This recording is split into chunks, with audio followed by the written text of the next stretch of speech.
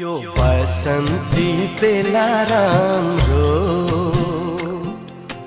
मगमगाउने फुल राम्रो त्यो कलकल खोला राम्रो छलछलाउने छाङ्गा राम्रो यो प्रकृति भन्दा पनि अर्को एउटा रूप झन् राम्रो।